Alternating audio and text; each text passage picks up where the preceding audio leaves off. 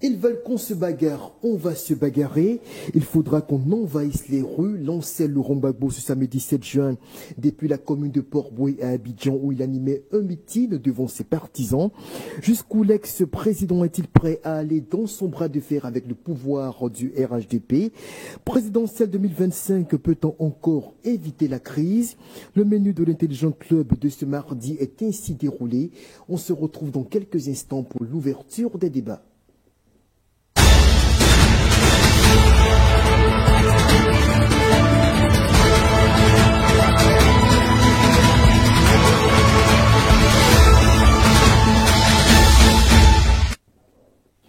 L'ex-président qui se montre résolument déterminé à en découdre s'il le faut pour compétir lors de la présidentielle d'octobre prochain.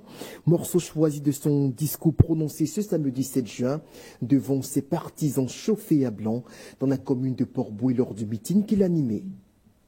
Sur laquelle il n'y a pas Cheikh Tidiane Ka, sur laquelle il n'y a pas Soro Guillaume, etc.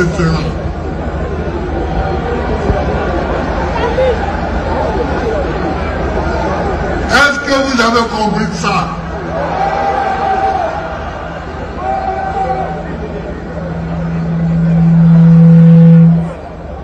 Que moi,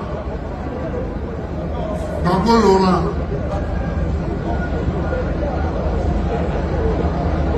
je ne serai pas digne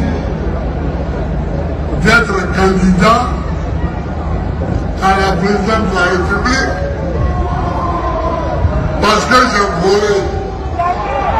Est-ce que vous attendez ça? Parce que braquer, c'est un mot brutal.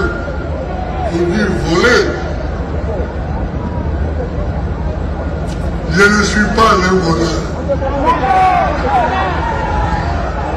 Et ceux qui ont fait la liste savent que je ne suis pas un voleur. Mais comme ils veulent qu'on se batte, on va se battre. Donc je suis venu vous dire que celui qui est candidat pour un 4e mandat, il n'est pas candidat. Il n'est pas candidat. Et lui, celui qui est candidat pour un 4e mandat, il n'a qu'à savoir que nous ferons tout pour qu'il ne soit pas candidat. Ah, donc il n'y a pas de 4e mandat. Et il n'y a pas de droit foireux pour dire donc, si c'est ça, chaque 1 an et demi, tu fais une nouvelle constitution, et puis tu dis oui, selon la nouvelle constitution là, j'ai droit encore à un mandat. Et puis, après, tu fais encore non, non, non, non, non. J'ai vu beaucoup de choses. Mais je n'avais pas encore vu ça. Chers amis, je vous salue. Jean-Michel Nguessan, bonsoir. Bonsoir Dieu, bonsoir à tous. En attendant la présence de Soro Djabiga qui manque encore à l'appel, mais qui nous rejoindra d'un moment à l'autre pour décrypter avec nous ces différentes actualités que nous avons au menu de ce numéro de l'Intelligent Club. Alors, quelle lecture faites-vous de la posture de Laurent Gbagbo qui se dit, prêt à se battre jusqu'au bout? Si le régime au pouvoir souhaite la bagarre, il est prêt à aller à la confrontation. Il demande à ses partisans de se tenir prêts pour descendre dans les rues.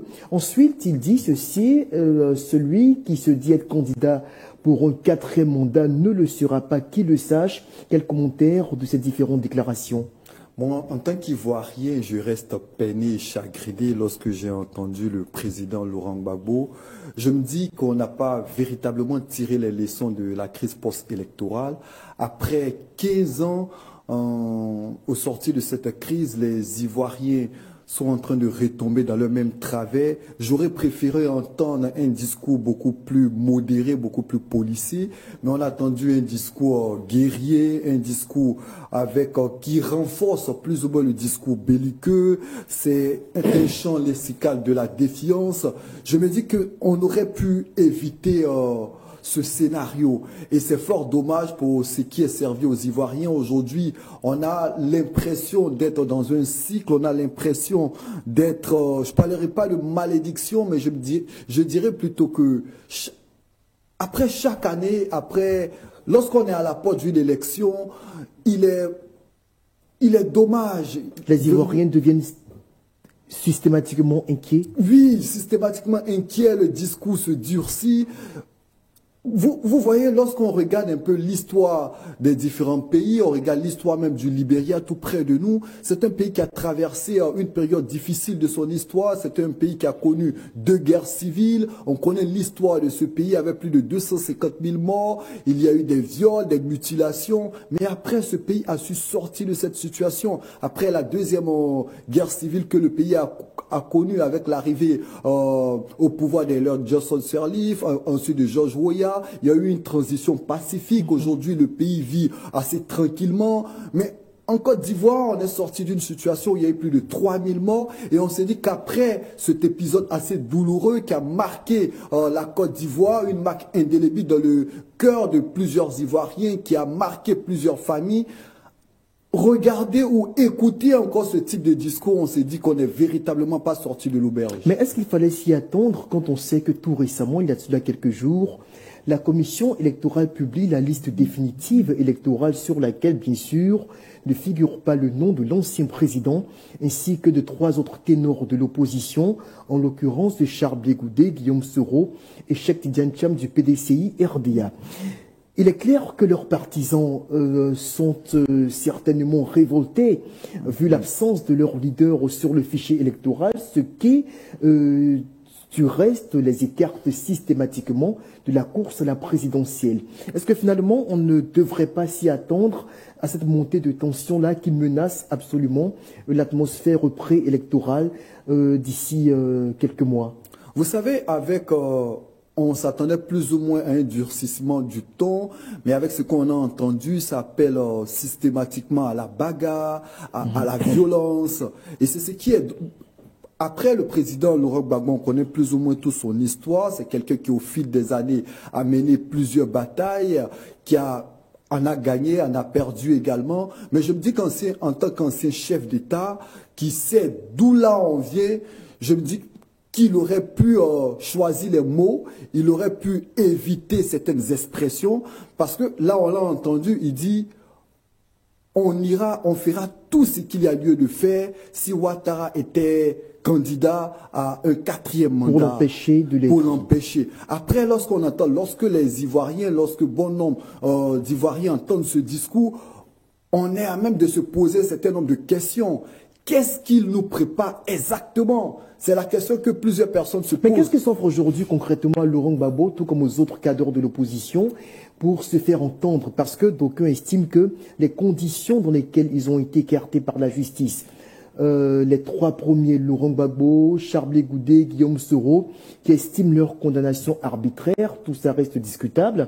Et récemment, Tidiane Cham, qui lui aussi maintient malgré tout sa candidature, où tous les cadres refusent de se plier au verdict de la justice ivoirienne. Alors, qu'est-ce qu'il leur reste à faire aujourd'hui? Qu'est-ce qu'ils ont comme arme judiciaire ou politique pour se faire entendre et pourquoi pas se relancer dans la course à la présidentielle? Vous savez, les partis d'opposition ont décidé de multiplier les initiatives. On a vu le président Tidiane Cham qui a saisi le comité des droits de l'homme des Nations Unies. On a vu Charles Blé Goudé ce week-end même du côté du Sénégal à Dakar notamment pour y rencontrer Leonardo Santos Simao. Et on espère que toutes ces actions diplomatiques, toutes ces rencontres vont aboutir à quelque chose. Vous savez, le 17 avril dernier, comme bon nombre d'Ivoiriens, on était très heureux lors du passage de Leonardo Simao, qui est le représentant pour l'Afrique de l'Ouest des Nations Unies. On s'est dit, à la sortie de sa rencontre avec le chef de l'État, il avait employé une expression qui nous avait rassurés. Il dit que les discussions étaient des discussions réussies et qu'il partait avec l'espoir des lendemains enchanteurs et des lendemains remplis d'espérance. Mais quelques semaines après, quelques mois après, force est de constater malheureusement que son passage ici n'a pas porté du fruit. Et après, le gouvernement ivoirien rétorque que ceci, nous sommes un État souverain. Ça veut dire que les pressions extérieures, puissent-elles venir des Nations Unies, ne sauraient éventuellement dicter aux institutions ivoiriennes la conduite à tenir. Au-delà de cet aspect, il est important pour les Ivoiriens de faire redescendre, pour le pouvoir en place, de faire redescendre la pression. D'où la nécessité d'un dialogue. C'est vrai que de part et d'autre, il peut y avoir des concessions. De part et d'autre, il y a des points sur lesquels on peut plus ou moins s'attendre.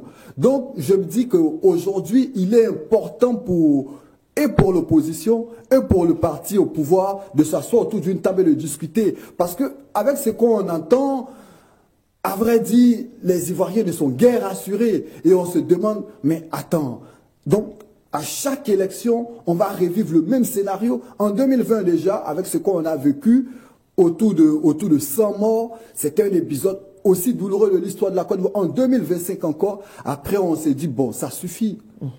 Alors le cauchemar de 2010 et surtout en 2010-2011, la fameuse crise post-électorale qui avait conduit à des combats éclatés dans tout le pays, à Abidjan, un peu partout, et qui nous avait fait assister à de véritables scènes de guerre civile, voire de guérilla urbaine. Est-ce que vous craignez qu'aujourd'hui, ces mêmes scénarios soient reconduits? J'espère véritablement que, au regard de tout ce que la Côte d'Ivoire a vécu et au regard du durcissement du ton, en dépit de ce durcissement de ton, j'espère plus ou moins que la sagesse va habiter les uns et les autres.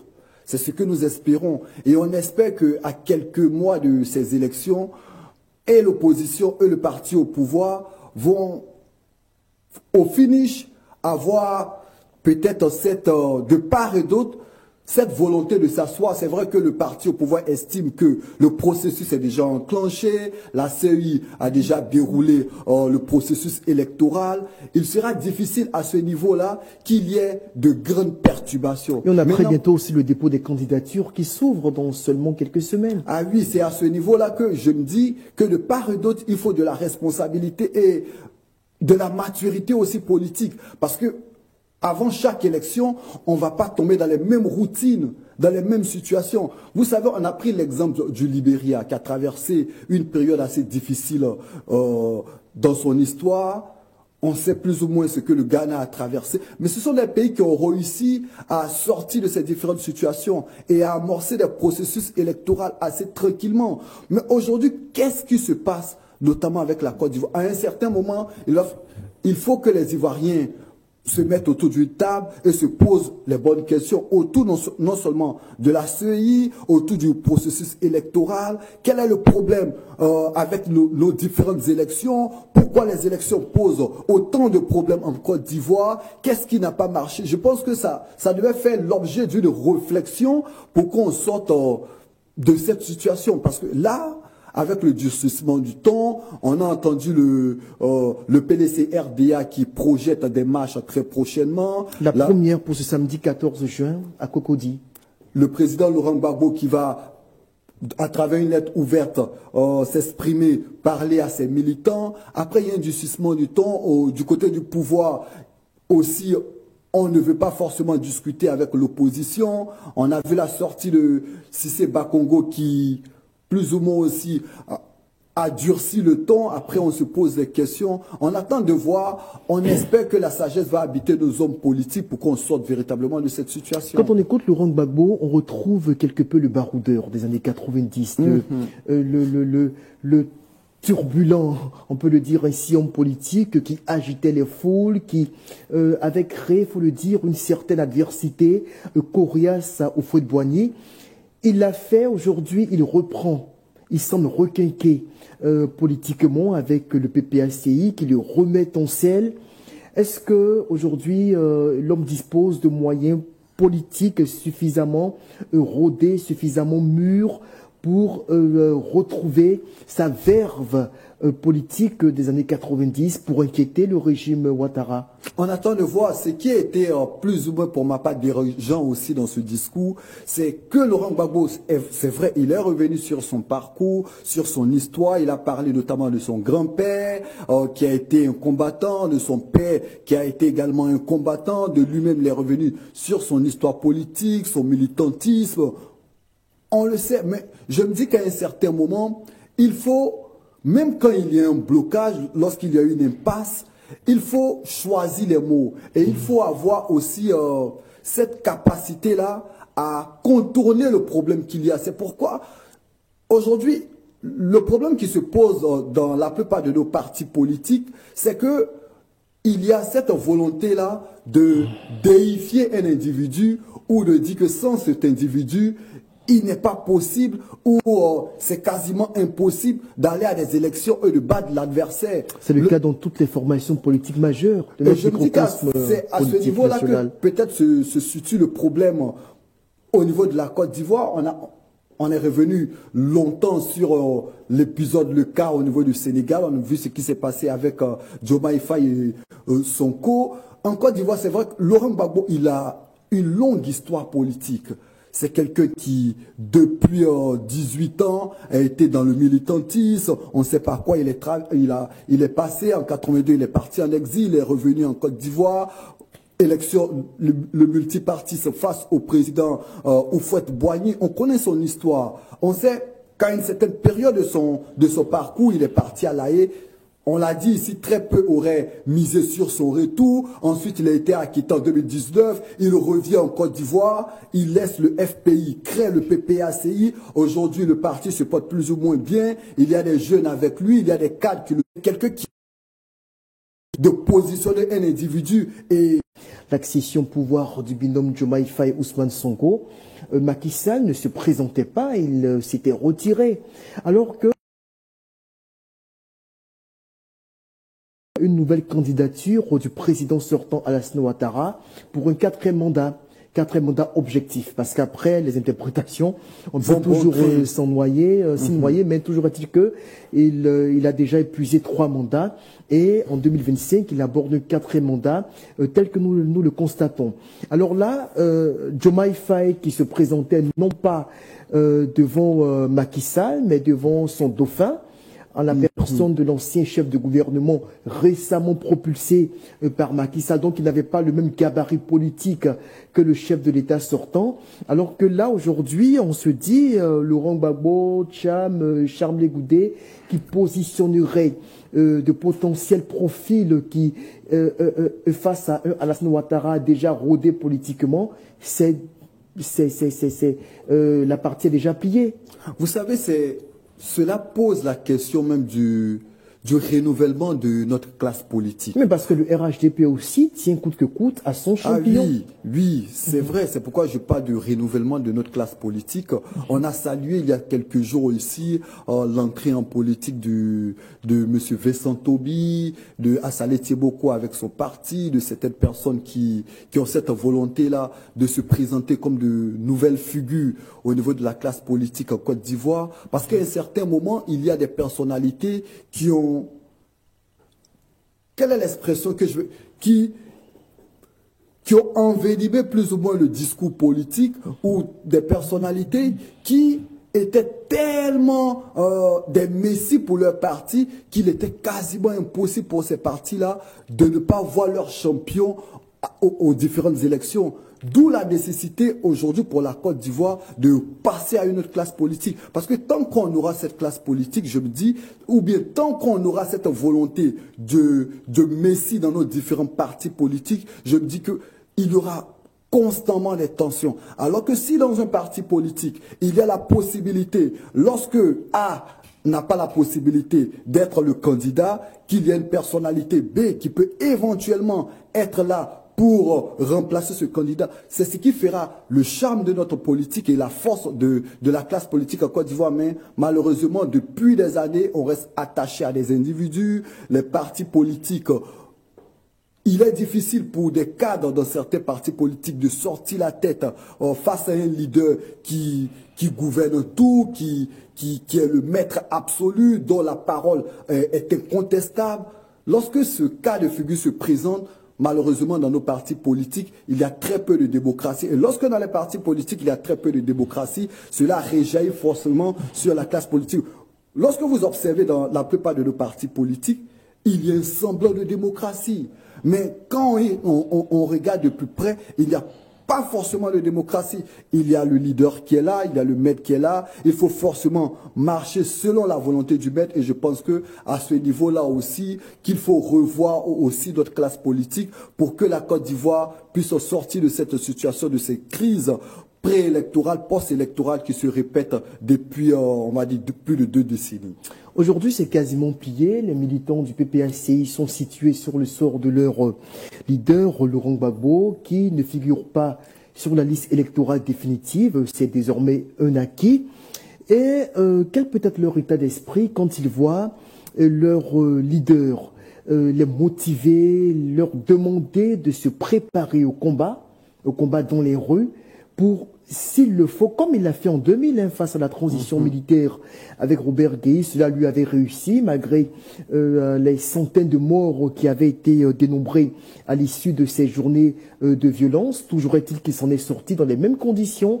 Est-ce que Laurent Gbagbo s'apprête à récidiver dans le même registre, et quel est l'état d'esprit de ses partisans à l'heure actuelle? Vous savez, les partis d'opposition appellent à prendre la rue.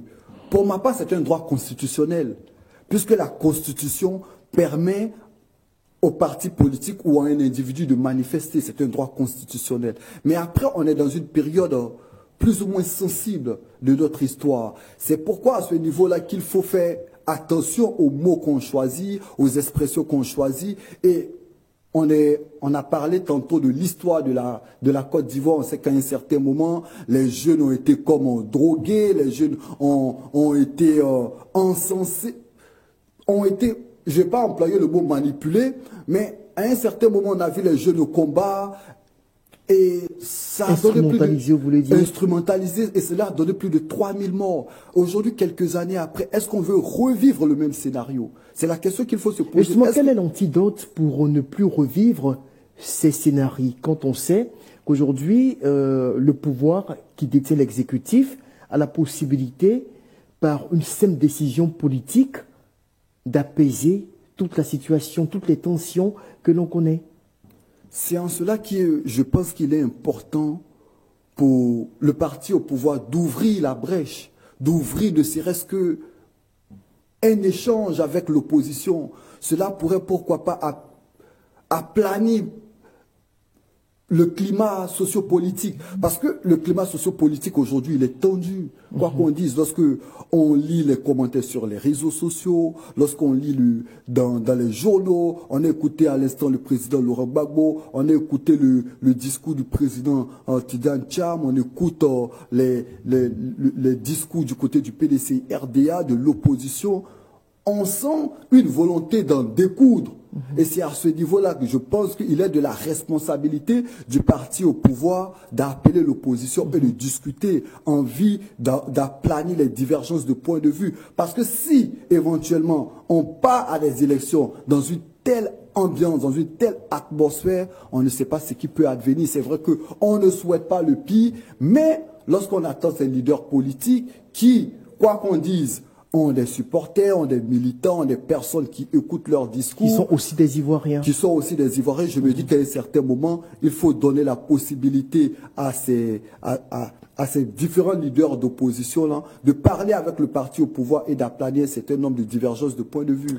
Le scénario qui semble le plus redouté par tous, en tout cas par les observateurs de la vie politique ivoirienne, c'est la création d'un front commun des grandes formations politiques de l'opposition, c'est-à-dire le PDCI, qui est dans une dynamique de lutte commune avec pour la réinscription de son candidat sur la liste électorale, qui s'associerait au PPACI, tout comme avec le COGEP ou avec GPS de Guillaume Soro qui est dissous.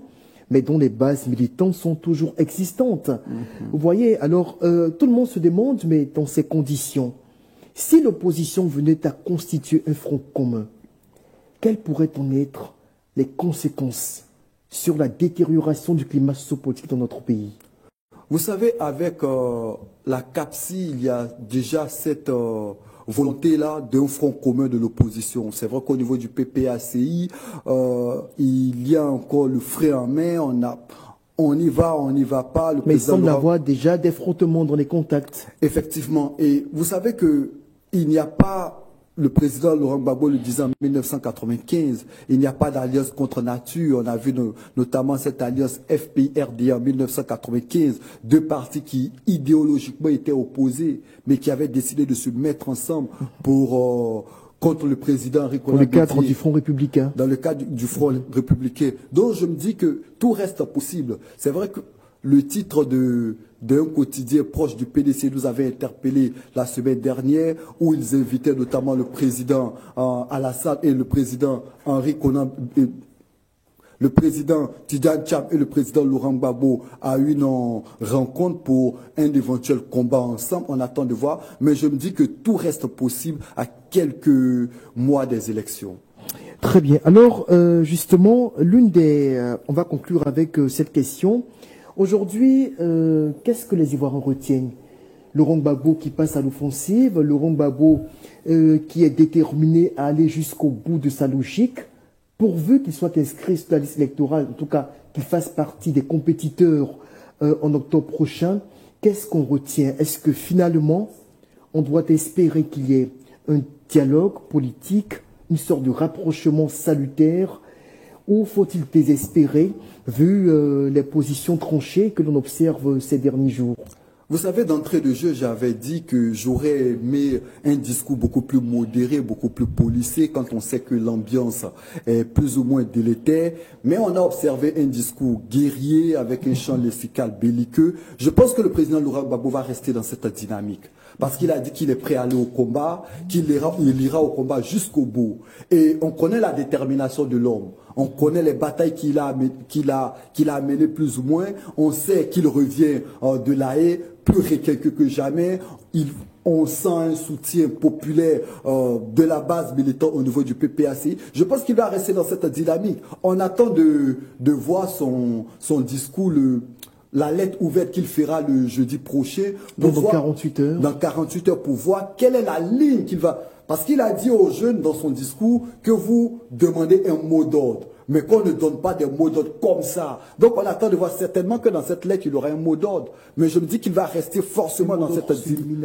Ah oui, forcément qu'il va rester dans cette dynamique de belligérance, parce qu'il se dit que c'est dans cette posture-là qu'il pourra faire forcément infléchir la position du parti au pouvoir. Mais c'est vraiment dommage, on aurait aimé voir un autre Laurent Gbagbo avec un ton beaucoup plus conciliant, mais là, c'est un ton de défiance et c'est dommage pour la Côte d'Ivoire. Présidentielle 2025, peut-on encore éviter la crise? C'est le second sujet de cette émission de l'Intelligent Club. Alors, nous avons Soro Djabiga qui vient de nous rejoindre avec un retard, vous l'aurez constaté, mais on suppose que vous avez eu le temps de souffler. Soro Djabiga, bonsoir. Bonsoir Adi, et je présente toutes mes excuses aux téléspectateurs. Avec les intempéries qui se sont imposées à nous, ça n'a pas été facile d'être là aujourd'hui et j'ai pas d'explication. Je fous en excuse. Je vous présente toutes mes excuses. Alors, dans la continuité du débat que nous avons clenché tout à l'heure avec l'analyse des propos de Laurent Gbagbo, qui le samedi dernier tenait un meeting à Port-Bouët devant des partisans survoltés, à qui il demandait de se tenir prêt pour descendre dans les rues afin de revendiquer sa réinscription sur la liste électorale. Là-dessus, quelle est votre lecture? C'est vrai, ce n'est pas vraiment le sujet qu'on va aborder avec vous, mais est-ce que l'on se dirige tout droit vers le chaos au vu des positions tranchées que l'on observe de part et d'autre aujourd'hui? Oui, je pense que c'est le mot, les positions tranchées. Parce que je pense que l'opposition a fait quand même beaucoup d'efforts. L'opposition a appelé, dans d'autres pays, dans bien d'autres pays, c'est le pouvoir en place qui appelle au dialogue politique. En Côte d'Ivoire ici, contrairement à ce qui se passe à l'extérieur, c'est l'opposition qui a toujours appelé au dialogue politique. C'est l'opposition qui a toujours interpellé. Ce sont les guides religieux qui ont toujours interpellé. La société civile a toujours interpellé. Mais le pouvoir en place, le régime RHDP, a toujours fait la sourde d'oreille. jusqu'à ce qu'on en aboutisse là aujourd'hui. À cette élection de 2025 là, dans ce climat où 4 grandes figures de l'opposition sont radiées de la liste électorale, où des prisonniers politiques continuent de croupir sous le poids de leurs ambitions et de leurs convictions politiques. Aujourd'hui, un Soul Toussoul qui est condamné à nouveau encore à 5 ans de prison. Aujourd'hui encore, un Gala Kolebi qui continue de croupir en prison. Vous voyez que de plus en plus, la tension continue de grimper et l'atmosphère politique est de plus en plus crispée. Donc je pense que rien n'est tard, on peut toujours aboutir à l'apaisement de la tension, mais tant que chaque parti continuera à camper sur sa position formellement, ça sera difficile. Vous avez entendu le discours de Laurent Gbagbo. Je l'ai dit sur ce plateau, les choses vont de façon progressive. Et là, peu à peu, la tension continue de monter jusqu'à ce que Laurent Gbagbo tienne ce discours le samedi dernier. Ça fait peur. Et là, il invite les gens encore à s'apprêter parce qu'il y a un autre discours qui va tenir le jeudi prochain. Le festin, on l'a dégusté tout à l'heure. Effectivement, j'ai raté cela et j'ai été vraiment gêné. Et j'ai suivi Jean-Richard et merci et félicitations pour vos brillantes interventions. L'on s'attend à ce que Laurent Gbagbo donne un mot d'ordre. Les jeunes s'attendent à cela. Même les guides religieux aujourd'hui s'y mettent parce qu'ils ont beaucoup prévenu. À l'anniversaire de Laurent Gbagbo, on a vu l'homélie du prêtre, le père Obrou, qui a encensé Laurent Gbagbo et qui a dit que vous avez un message à véhiculer à la jeunesse.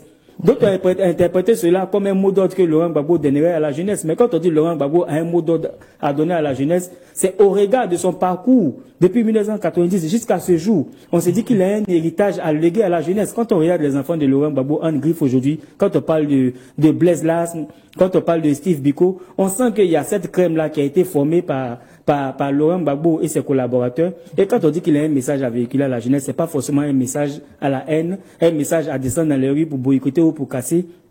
Mais c'est un message subliminal qui va laisser aussi, qu'il envoie directement à l'endroit du régime en place, à le fait de leur dire de revenir sur la table des négociations parce qu'il n'est pas tard. On peut toujours éviter la confrontation directe et physique. Donc il n'est pas tard. Le gouvernement peut toujours revenir sur la table des négociations. Alors là-dessus, j'ai sous les yeux une déclaration de la conférence des évêques pentecôtistes et évangéliques de Côte d'Ivoire, la CEPEC, qui incite, qui appelle et encourage toutes les parties prenantes, donc on parle des partis politiques qui sont impliqués dans la compétition électorale, à tout mettre en œuvre pour favoriser un dialogue inclusif et constructif. Et elle dit croire fermement que les efforts collectifs et les accords issus de ces échanges contribueront à un avenir paisible et prospère pour la nation. Jean-Gérard Nguessan, votre lecture de cette sortie des églises évangéliques et protestantes. Vous savez, depuis que les discours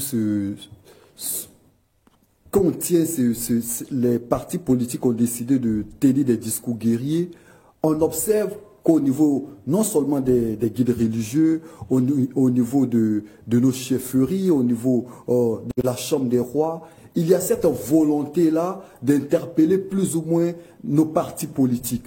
Mais, fort malheureusement, le discours des guides religieux n'est pas entendu. Vous observez que plusieurs confessions religieuses, que ce soit les catholiques, que ce soit les évangéliques, que ce soit même le COSI, la plupart des guides religieux en appellent à la responsabilité des uns et des autres. Mais malheureusement, ce discours n'est pas entendu. C'est comme je le disais, on est comme dans une sorte de malédiction, que lorsque les élections approchent, on a du mal à s'écouter, on a du mal même à attendre le discours qui est empreint de sagesse. Oui, on a l'impression qu'on ne s'écoute plus du tout. Alors, est-ce que dans ces conditions, l'on peut envisager, on va le développer en quelques minutes, une candidature d'Alassane Ouattara sans la présence de ces 4 adversaires les plus sérieux en octobre prochain? Vous savez, il y a plusieurs hypothèses qui émergent et ils sont très peu nombreux à savoir si le président Alassane Ouattara serait candidat ou pas. Mais vous l'avez vu, on a regardé ensemble, on a suivi ensemble, on a écouté, on a lu ensemble la plupart des comptes rendus du précongrès du RHDP. Et on a observé qu'à 99% des cas, les populations ont appelé à une candidature du président Alassane Ouattara. Un appel auquel il lui serait sans doute difficile de se dérober. Vous savez que c'est vrai que ce n'était pas officiel, mais selon plusieurs personnes, ce congrès était prévu pour le mois de mai dernier. le congrès a été reporté parce que, selon certaines indiscrétions, le président n'aurait pas encore pris véritablement sa décision. Mais à quelques semaines des élections, à quelques mois, on s'est dit que tout porte à croire aujourd'hui que le président Alassane Ouattara sera forcément candidat, sauf cataclysme de dernière minute. Parce que si éventuellement une autre personnalité au RHDP devait être le champion du RHDP, on aurait plus ou moins commencé à positionner ce. Alors justement, parlant d'une autre personnalité, on a le trublion du parti au pouvoir, Évariste Méambli, qui est cadre du parti au pouvoir, justement du RHDP, et qui, depuis quelques semaines, a annoncé sa volonté de candidater au nom du RHDP, donc au nom du parti présidentiel.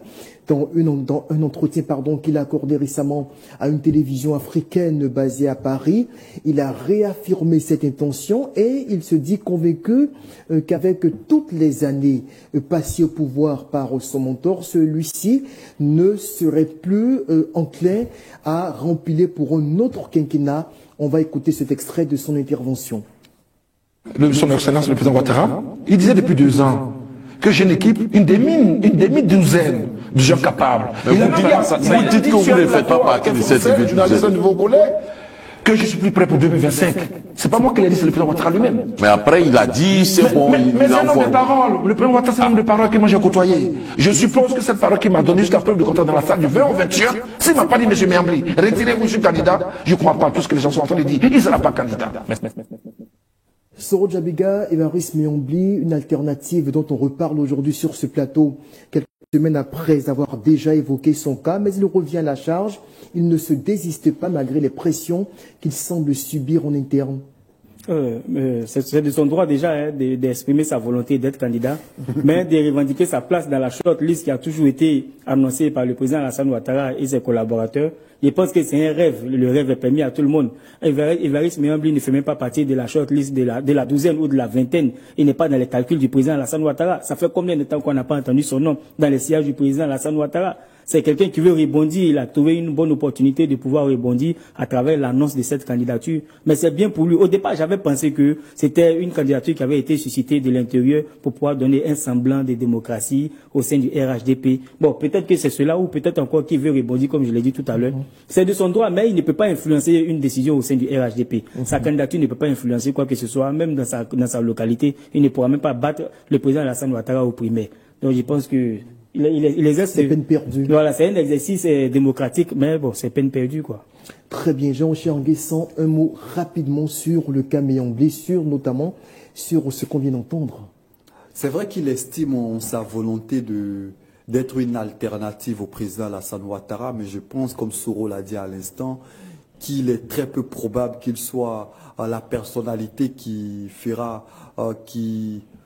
sera adoubé par les cadres du RHDP, je ne pense pas. On a reçu M. Pitanki ici il y a quelques semaines. Il disait ne pas connaître M. Méambli. Il disait aussi ne pas l'avoir vu depuis plusieurs mois dans une réunion du RHDP ou encore au siège du parti. On attend de voir, mais je ne pense pas que Évariste Méambli puisse être une alternative au président Alassane Ouattara. Vous n'y croyez pas, visiblement, non, pas tout comme Soro Djabiga également.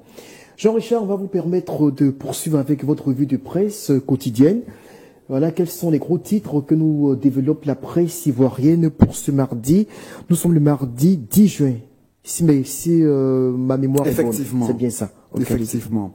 Ouvrons cette revue de presse avec l'intelligent d'Abidjan qui parle des pré-congrès du RHDP dans le Tchologo. Téné Brahima Ouattara affirme la Côte d'Ivoire a changé. Gardons le bon cheval, parlant évidemment du président Alassane Ouattara. Et puis Fraternité Mater revient sur la fête de la Tabaski, la paix, rien que la paix. En Côte d'Ivoire, les propos du président Alassane Ouattara lors de la fête de Tabaski. Et puis le Patriote parle également de la liste électorale. Non, Gbagbo, vous pourrez pas battre un seul candidat.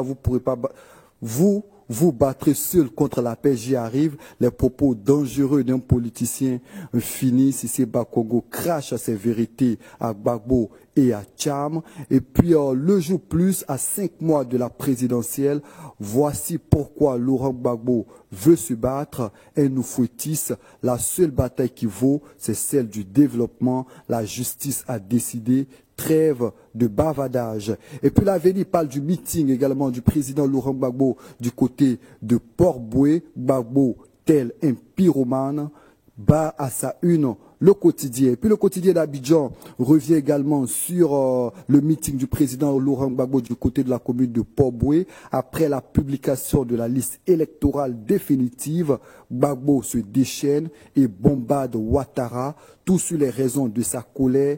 Il me cherche la bagarre, nous allons faire la bagarre, pas de 4e mandat, non, non et non. La voix originale revient également sur les propos tenus par le président Laurent Gbagbo du côté de Port-Boué, pas de 4e mandat en Côte d'Ivoire. Notre voix parle de la riposte de l'opposition après l'exclusion de certains leaders de cette opposition. Et puis, terminons cette revue de presse avec, avec Fraternité Matin qui parle éventuellement du lancement du réseau mondial des afro-descendants. Dominique Ouattara invite les femmes à suivre leurs ambitions. Chacun tire le drap de son côté. La pression semble monter davantage à l'approche de la présidentielle et la presse se mêle aux joutes politiciennes. Soro Djabiga, qu'est-ce que vous avez retenu de cette revue de presse qui vient de nous égrener, Jean-Richard Amistan? Merci, j'interviendrai d'abord sur la chute de vos propos. La presse se mêle aux joutes présidentielles. J'aimerais attirer l'attention de tout le monde et mettre en lumière le rôle de la presse, le rôle des médias en période électorale. Vous avez vu le titre de l'Avenir qui dit qui a titré Gbagbo en pyromane. L'Avenir qui est un média pro-RHDP. Proche du RHDP. Mais c'est grave d'entendre ce genre de choses. Gbagbo n'est pas un pyromane. Gbagbo revendique son droit de pouvoir être candidat. À l'instar de Gbagbo, il y a Tidjane Thiam qui revendique son droit d'être candidat. Guillaume Soro revendique son droit d'être candidat. C'est pareil pour Blé Goudé. Et quand on regarde ces situations-là, ces 4 figures-là radiées de la liste électorale, et ce sont tels qu'on fustige d'être des pyromanes, mais celui qui manipule l'appareil judiciaire pour pouvoir les écarter n'est pas un pyromane. C'est dit qu'on n'est pas loin de replonger encore dans la confrontation, on n'est pas loin de replonger dans une spirale de violence, parce que la presse même continue d'encourager ce genre de choses. La presse aujourd'hui qui est censée informer, mais éduquer. Éduquer, c'est le deuxième rôle des médias. C'est la presse elle-même qui est en train d'allumer le feu. Mais après, la presse nootropique, elle est clairement partisane. Malheureusement, d'objectivité ou de neutralité. Je suis d'accord, mais quand on regarde, quand on voit, je suis d'accord avec ce que vous dites, mais quand la Côte d'Ivoire est en feu, on ne peut pas travailler. C'est toute la société qui brûle. Donc, quand on voit qu'il y a péril à demeure, il faut savoir souvent raison garder et lutter pour préserver la paix. Mais il ne faut pas poser ce genre d'action, il ne faut pas dire ce genre de choses, c'est grave. Laurent Gbagbo n'est pas un pyromane, il revendique simplement ses droits élémentaires. Vous comprenez? Le journal met certainement en lumière les propos tenus. On a écouté plus les propos du président Laurent Gbagbo et on a senti de la violence dans ses propos. Oui, c'est une réaction à la radiation de son nom sur la liste électorale. Il ne s'est pas levé pour attaquer verbalement le régime ou pour menacer. Il a été radié de la liste électorale. Il espérait que son nom allait être réintégré à la faveur de la publication de la liste électorale définitive. Là encore, il se trouve qu'il a été radié définitivement. Il réagit. Il faut s'en prendre à celui qui a enlevé son nom. Et si c'était Laurent Gbagbo seul qui était impliqué dans ce cas-là, on pourrait comprendre. Jusqu'à 4 grandes figures. Et chaque figure est spécifiquement fustigée par une décision de justice. Chaque décision est judiciaire ou administrative, parallèlement à Tidjane Thiam pour son cas qui est administratif, mais il y a toujours une décision de justice qui est assortie à leur radiation. Je vois que toutes ces décisions-là sont contestées par les concernés qui sont aujourd'hui factuellement exclus de la course à la présidentielle. Jean-Richard Nguessan, Soro Djabiga, merci d'avoir été là, merci d'avoir décrypté avec nous ces différents sujets d'actualité. On va se dire au revoir et on se retrouve demain mercredi. D'ici à là, portez-vous bien. Très bonne soirée à tous.